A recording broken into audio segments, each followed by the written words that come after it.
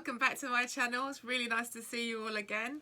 As promised, I'm here to give you a little bit of a rundown about my amazing holiday in Jamaica, and it was amazing. I did have a really nice time, and I have to say thank you to my friend Morny for coming with me. I had hoped it was going to be a family trip with my sons, but didn't really work out. So Morny stepped in and said she'd keep me company on my little sojourn, and she did. So we had a brilliant 2 weeks in Jamaica. I have pictures to share, so you will find pictures scattered around during this video of things that we did and things that happened. And if I can, I will slip in a couple of videos, because I did take a absolutely gorgeous video of the beaches in Jamaica. So here we go. So it was a 2-week holiday, and it had been planned for 6 months. Unfortunately for me, about 2 weeks before I was due to go, I was told that my job was at risk. So yeah, when they say your job is at risk at RS, they really mean you're being made redundant. So, you know, there's no point even worrying about it. And there's a month-long redundancy process, and unfortunately, because I was going away, I missed out on most of it because I wasn't going to be around to take interviews and things like that. So for me, it was difficult. It was a difficult process, and I had to think about the fact that I was not going to have a job when I came back, and I literally didn't. I got back, and the very next day, that was my last day at work. I was in work for 5 hours, and literally that was the end of that. That was the end of my time at RS Components. So I am sad. I've been there for 6 years. I loved my job. I loved training people and helping people with their training. I had built the platform from the ground up. So it was my baby. That training was my baby, and it was not a good feeling. There's also this thing where when you leave the business, if you leave the business and it's your choice, i.e. you're going on to bigger and better things, there's always a bit of a palaver. There's a goodbye and all of that. But when you're being made redundant, it's almost like you're a dirty secret that they've just got to shove out the door. And that's how it felt. So it did leave a bit of a bad taste in my mouth. But it's done and dusted now. So now I have to actually find another job and all of that. And it has kind of screwed me over in a few ways. I was in the middle of the process of remortgaging my house so that I could release some money to do some work to my house and to make some other dreams come true. And unfortunately now, because of this, I can't do that. That put the kibosh on that. So that's gone by the wayside. So I went off anyway, and I had my holiday, and I did my very best to kind of put my thoughts about my job to one side whilst I was away. Didn't really work out because, as you may know if you've been following my channel, I got a little bit hammered on the beach in Jamaica on my birthday and basically bought 4,800 books which I now have to do something with. So a lot of what you're going to see on this channel going forward is me opening boxes and boxes of books, because I have to sell these books in order to raise the money to be able to make my Jamaican dream come true. So it's something I'm going to have to do. It wasn't the plan, but it is the plan now. And if you know me at all, once I start something, that's it. I'm just full on in. So that's what we're going to be doing. So the holiday started hilariously. So Morny and I get on the plane, and you know, you're thinking that you're going to have a 8-hour plane ride. It's going to be tedious. You're probably going to try and sleep. Yeah, forget that. We had the Jamaican version of EastEnders. So there was this bride and her husband-to-be on the plane, and she was already completely hammered before we even took off, and it just got worse. It was loud and very brash, and at one point the guy came over to kind of video me and asked me to send them best wishes for their marriage, and I just literally just said, why are you doing that? Because you two don't seem to like each other very much. By the end of the journey, I'm not going to regale you with every word that was said, but by the end of the journey, the boyfriend, the husband to be, had been punched in the face by another passenger. And his white wedding outfit was covered in blood. He'd accused the girlfriend of flirting with every man on the plane, and she was now saying that she was getting on another plane and going back home to England because she didn't want to marry him anymore. And these are two people that are going to Jamaica deliberately to get married in Jamaica, and she's now saying yeah, when we got off the plane and got through customs, they weren't together. She was nowhere to be seen. I saw him, but didn't see her at all. And they weren't together when they came through customs. So, yeah, very weird, very weird. It really was the Jamaican version of EastEnders. It was hilarious. So there was that. I was driving for the first time on my own in Jamaica. I was very nervous. I was very nervous about it. But the whole process, Apex Cars, shout out to you.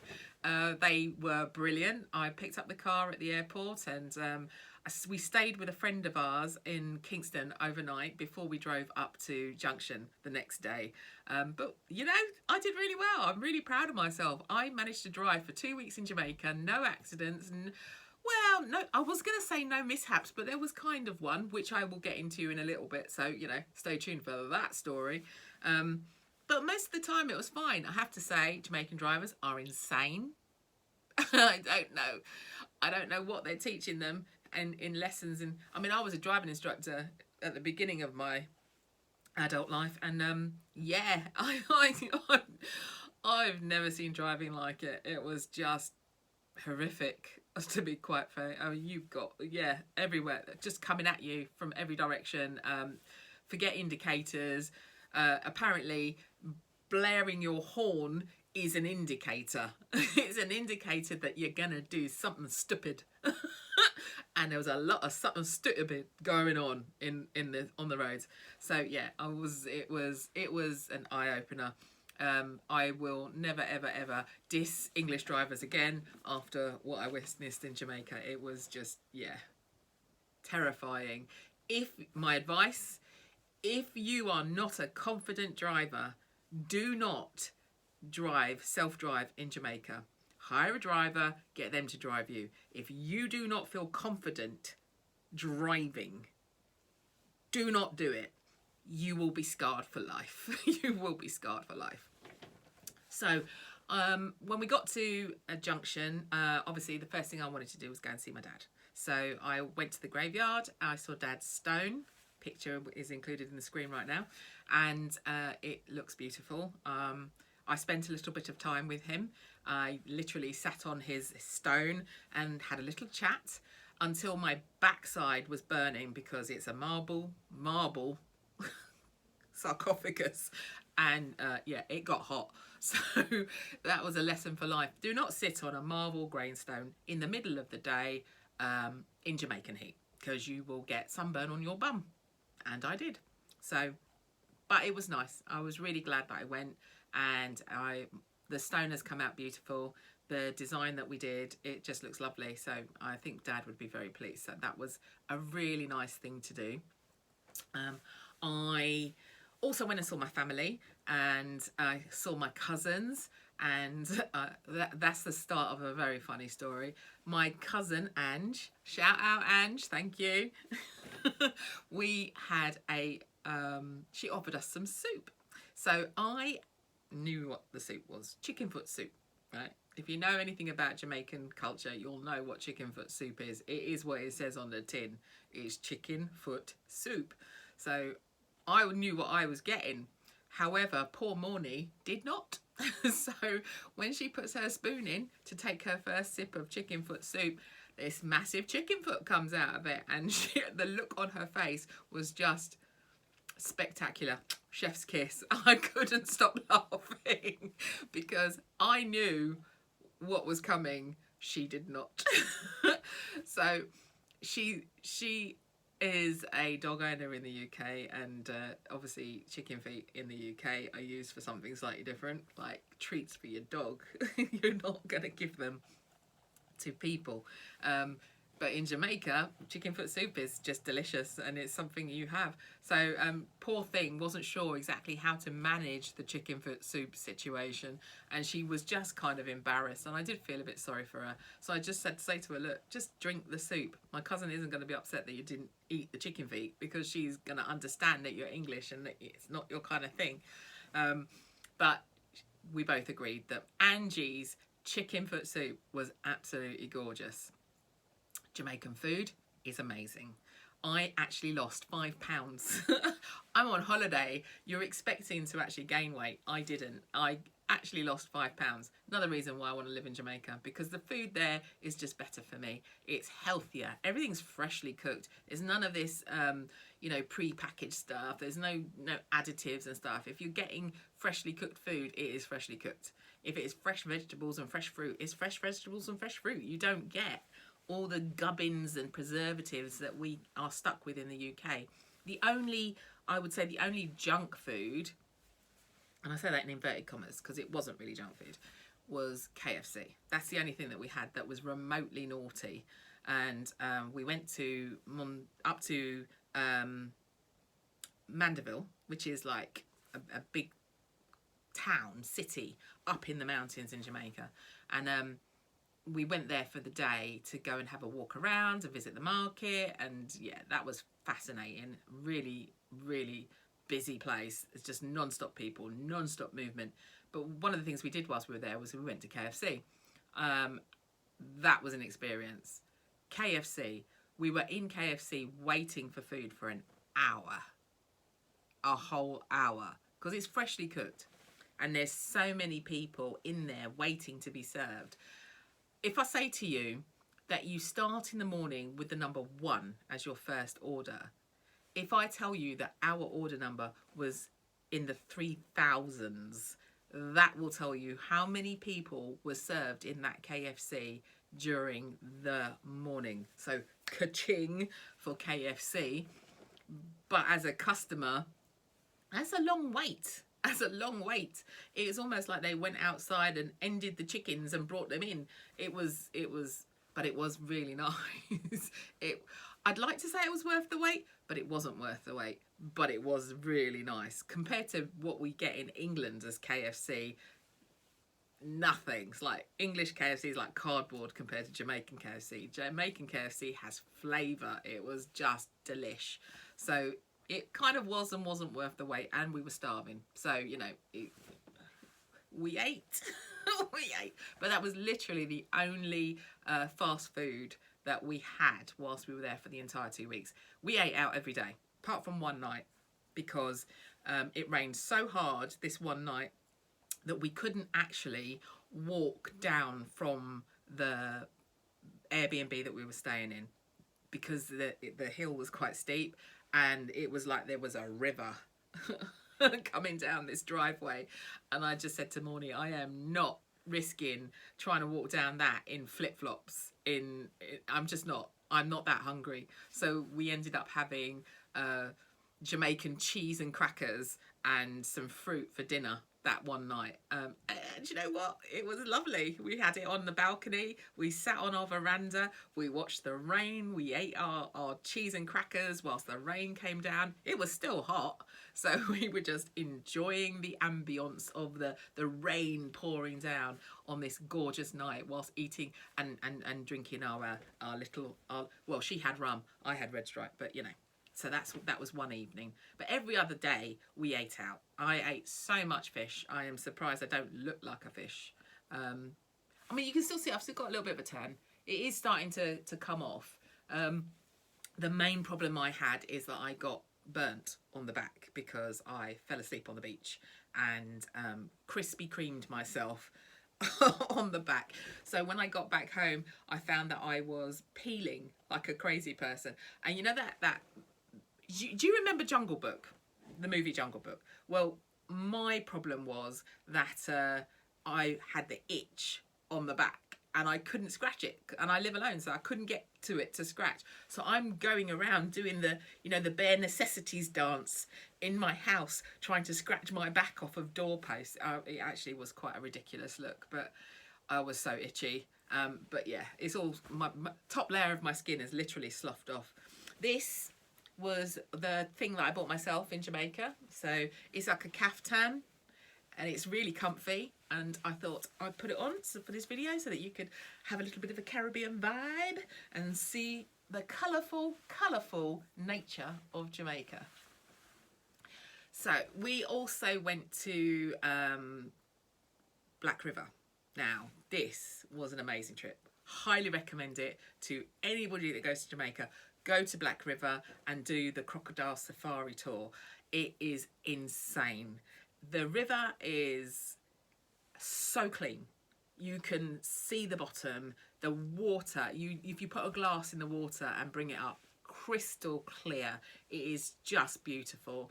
There are, however, 20-something crocodiles in that river. They live there. Hence the tour. But, so I would say, top tip, do not swim in Black River. Do not think that you can go have a little paddle in Black River. Not a good idea. We did the crocodile tour. It took us about an hour. It was so much fun. We got to meet several crocodiles as we went up this river on this tour.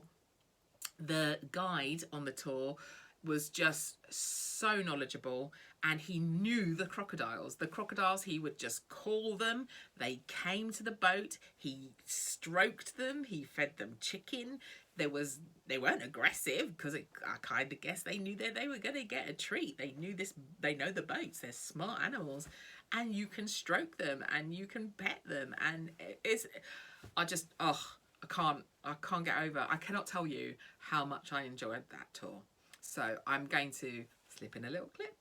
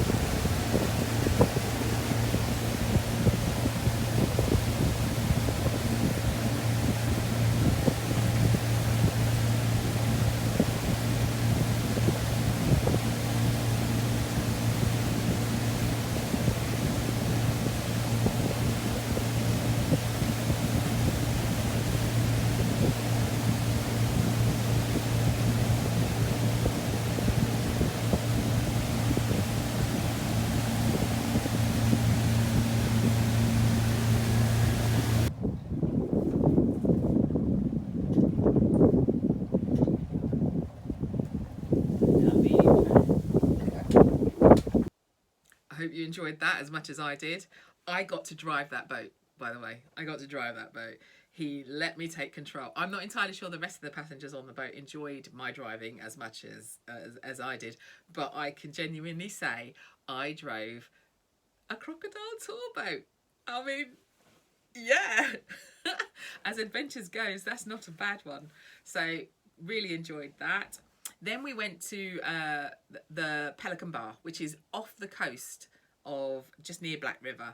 And you literally take a little boat, you go out there and we had lunch there and we had a walk around it, and it's a really cool place to go. I mean, there's not a ton to do there. There's souvenir stores, there's drinks and there's food. But apart from that, it's just fun to do. You can sit there for as long as you like. You can watch the birds come and go. You can, apparently sometimes you see dolphins from there. We didn't, but you know, I can imagine that it would be an amazing thing to see whilst you're staring out to the horizon.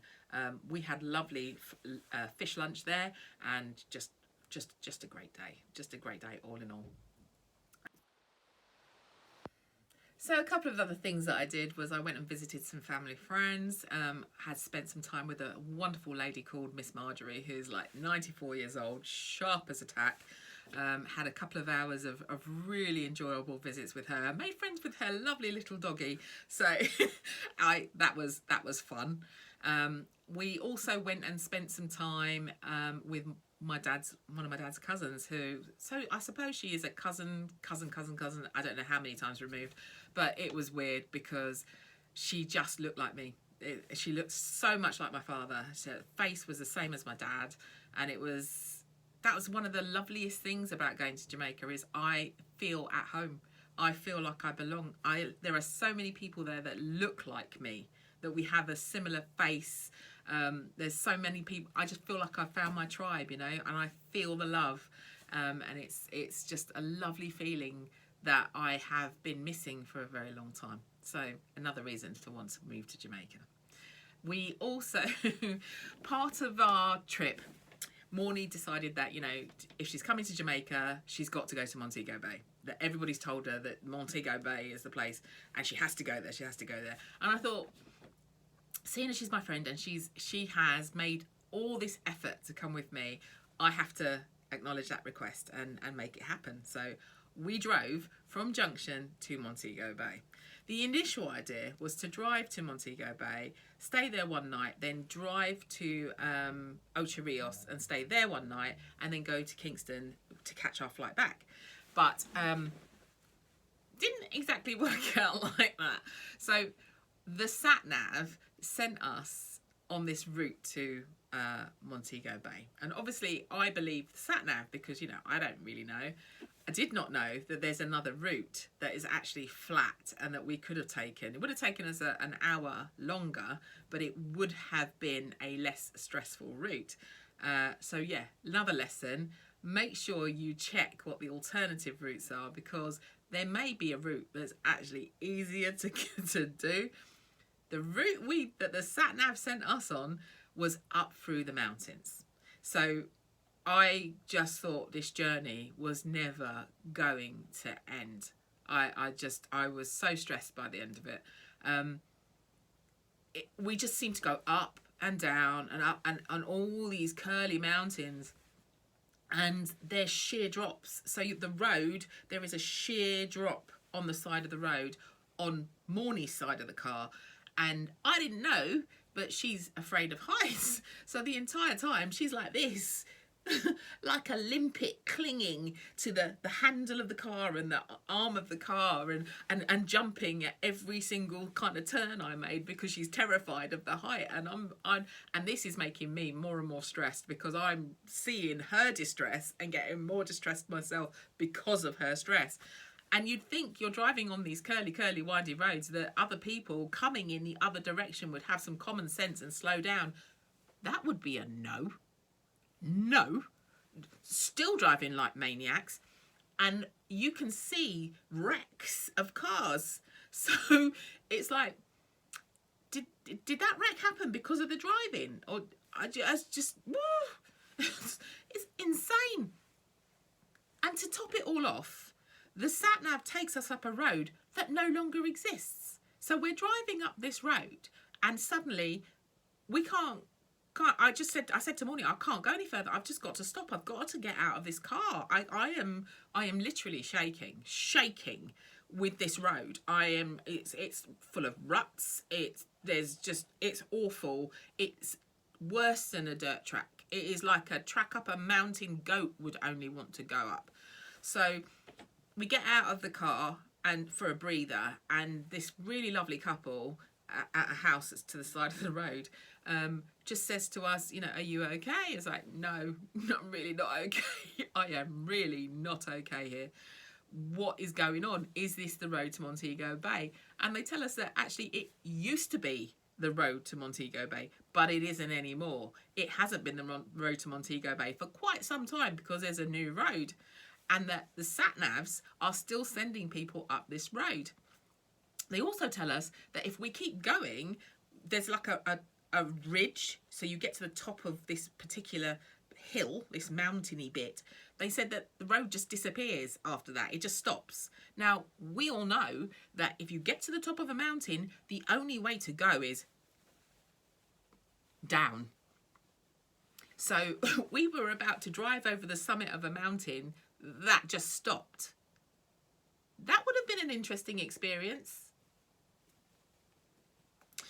So we had to turn around and make our way back down Rut Hole Central to get back to the road and continue our journey to Montego Bay. So by this time, I'm just, absolutely freaking out and just feeling a bit like this.